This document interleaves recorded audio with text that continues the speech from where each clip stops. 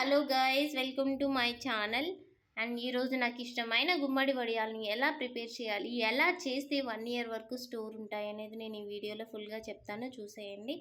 And like చేయండి, share చేయండి, comment చేయండి. అండ్ దీనికోసం నేను ముందు రోజు నైటే ఒక గుమ్మడికాయని తీసుకొని దానిపైన వైట్ అంతా క్లీన్ చేసి నీట్గా చిన్న చిన్న ముక్కలు కట్ చేసుకొని దాని మధ్యలో ఉన్న గుమ్మడికాయ మధ్యలో ఉన్న తీసేయాలండి వైట్ది. ఇది ఉంటే టేస్ట్ బాగోదు, మా నాన్నమ్మ చెప్పారు నాకు. సో ఇది నేను రిమూవ్ చేసేసి చిన్న చిన్న ముక్కలుగా కట్ చేసుకొని ఇలా కాటన్ క్లాత్లో నీరు పోయే విధంగా దానిపైన ఒక బండరాయిని పెట్టాను. నైట్ అంతా ఉంచాలి. అలా చేయడం వల్ల బూడిద గుమ్మడికాయలో నీరు ఎక్కువగా ఉంటుంది, అదంతా పోయి గట్టి పడతాయి అన్నమాట ముక్కలు. అండ్ దీని కొలత ఎలా తీసుకోవాలి అంటే 1:4 రేషియోలో తీసుకోవాలి. సో 1:4 రేషియో అంటే 4 గ్లాసుల గుమ్మడికాయ ముక్కలకి 1 గ్లాస్ మినపప్పు పడుతుంది. సో దీన్ని నేను గారె పిండిలాగా మిక్సీ పట్టుకున్నాను అనమాట. సో ఈ 1 గ్లాసు మినపప్పు ఆల్మోస్ట్ 1/2 కేజీ దాకా ఉంటుంది. ఈ 1/2 కేజీ మినపప్పు కోసం నేను 16-17 పచ్చిమిరపకాయలు తీసుకున్నానండి. ఈ పచ్చిమిరపకాయలకి ప్లస్ 50 గ్రాముల వరకు జీలకర్ర అండ్ 100 గ్రాముల వరకు అల్లం వేసుకున్నాను. ఇది వేసుకోవడం వల్ల టేస్ట్ వస్తుంది. అండ్ దీంట్లోనే నేను ఒక 2 స్పూన్స్ పసుపుని కూడా యాడ్ చేశాను. దీనివల్ల వడియాలు అనేవి పురుగు పట్టకుండా ఒక 1 ఇయర్ వరకు స్టోర్ అవుతాయి.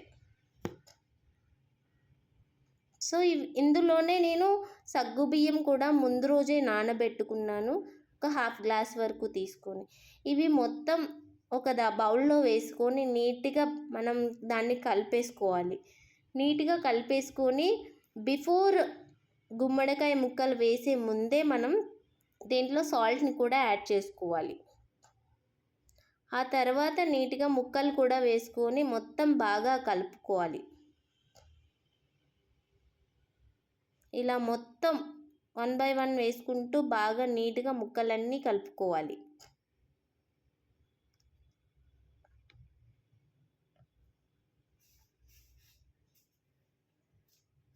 సో ఇలా కొంచెం గట్టిగా వచ్చేలాగా కన్సిస్టెన్సీలో కలుపుకోవాలి. సో ఇలా రాలేదు అంటే మీరు మినపపిండి సరిగ్గా పట్టలేదని అర్థం. నీట్గా కలిపేసుకున్న తర్వాత గుమ్మడికాయ వడియాలని పెట్టుకోవడం కోసం నేను ఒక కవర్ని అయితే క్లీన్ చేసుకొని నేను నీట్గా పరిచేసుకున్నాను అనమాట. చాలామంది అయితే ఈ గుమ్మడికాయ వడియాలు పెట్టుకోవడం కోసం ఒక కాటన్ క్లాత్ని యూజ్ చేస్తారు. సో అలా క్లాత్లో పెట్టుకోవడం వల్ల ఏంటంటే ఎండిపోయిన తర్వాత దాన్ని తీయడానికి రాదు, తీస్తున్నా సరే అవి ముక్కలుగా విరిగిపోతూ ఉంటాయి అన్నమాట. సో ఇలా కవర్లో అయితే అంత విరగవు, సో నీట్గా వస్తాయి. సో అందుకోసమని నేను కవర్ని యూజ్ చేస్తున్నాను. ఇలా చూపించిన విధంగా కొంచెం పెద్ద సైజులోనే పెట్టుకోవాలి. ఇవి గుమ్మడికాయ వడియాలు కదా, కొంచెం పెద్ద సైజులో ఉంటేనే బాగుంటాయి. ఎండిపోయిన తర్వాత కొంచెం సైజు తగ్గుతాయి, బట్ కొంచెం పెద్దగా ఉంటేనే బాగుంటాయి గుమ్మడికాయ వడియాలు. ఇవి టేస్ట్ అవన్నీ బాగా తగులుతాయి.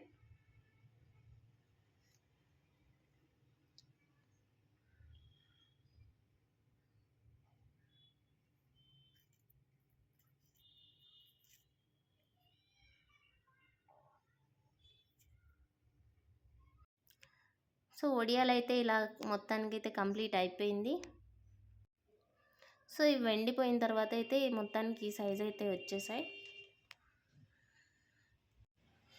ఇవి డీప్ ఫ్రై చేసిన తర్వాత చూడండి ఎంత బాగున్నాయో. ఇవి కర్రీస్లో కానీ పప్పుచారులో కానీ తింటే ఎంత టేస్టీగా ఉంటాయి. నాకైతే పప్పుచారు విత్ గుమ్మడికాయ వడియాలంటే చాలా ఇష్టం.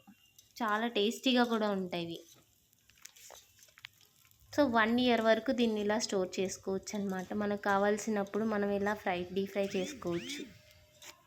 అండ్ ఈ గుమ్మడికాయ వడియాలతో కర్రీ ఎలా వండాలో మీకు తెలియకపోతే కనుక నా ఛానల్ పేజ్లో నేను ఆల్రెడీ అప్లోడ్ చేశాను ఆ వీడియోని, కర్రీ చేసిన వీడియోని. సో అది చూసి మీరు కర్రీ కూడా వండుకోవచ్చు. ఓకే అండి, మరో వీడియోతో కలుద్దాం. Bye. Thank you for watching my video.